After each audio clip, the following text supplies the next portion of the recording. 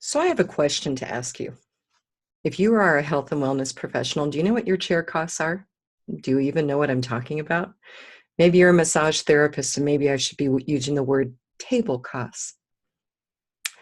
I'm Denise O'Malley, and in this edition of Confessions of a Reformed Health Insurance Agent, I want to talk to you about chair costs and what they are. So I spent about 10 years in the world of optometric and working with the optometrists, and I came to understand what chair costs means. And what it is how much you have to earn per patient or per client just to turn your lights on.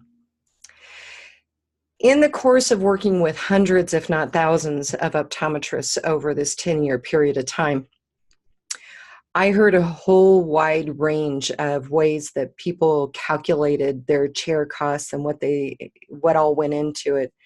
But let's just look at the nuts and bolts of it. Let's just think of it as what it costs to turn your lights on. And I don't necessarily mean the electrical bill. I mean your rent. I mean your utilities and your insurance and your staff and your computer, okay? Everything, your overhead.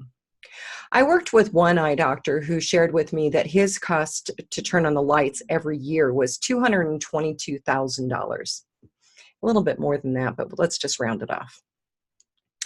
And he had calculated that he could see roughly 1,820 patients per year, which if you take that number and divide it into the overhead of the 222,000, you get a chair cost of $122, roughly, give or take a few pennies, right?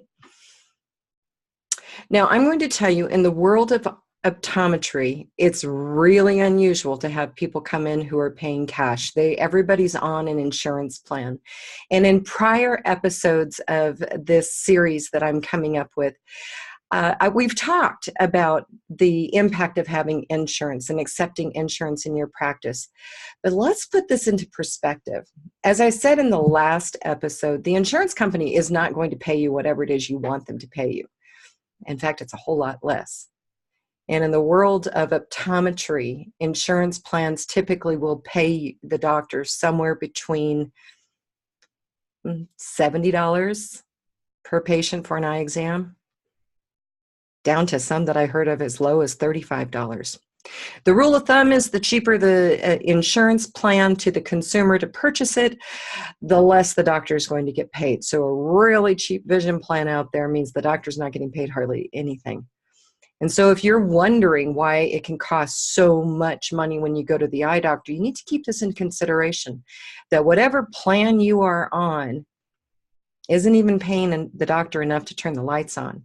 So they have to do things like bring in other services, bring in other technology, put in the optical so that you can buy your glasses there. And all those things help pay for what you really need from the eye doctor, and that's the examination. That is the medical component of the insurance plan, and yet it's the lowest amount that they're paying. So I'm just putting that out to you. I want you to think about it. Can you figure out what your chair cost is, what your table cost is, what it is for each client that comes in the door, how much money you need to make?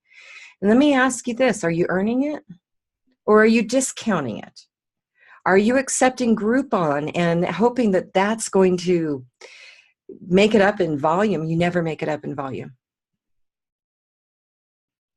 So then you have to look at what are the other sources of income that we can be doing.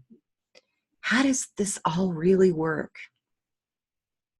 In the next episode, I'm actually going to talk about my experiences as being part of the creation of the health insurance system in the state of Colorado when I was appointed to serve on the Health Plan Advisory Committee for the formation of Connect for Health Colorado. It was an eye-opening experience for me. So in this short episode, all of these will be short episodes, just giving you a tidbit to think about. I hope that you've come away with something. I'm Denise O'Malley. I'm the founder of You Define Wellness, and this is health. Oh, let me start that again. This is Confessions of a Reformed Health Insurance Agent. And this is the truth as I see it.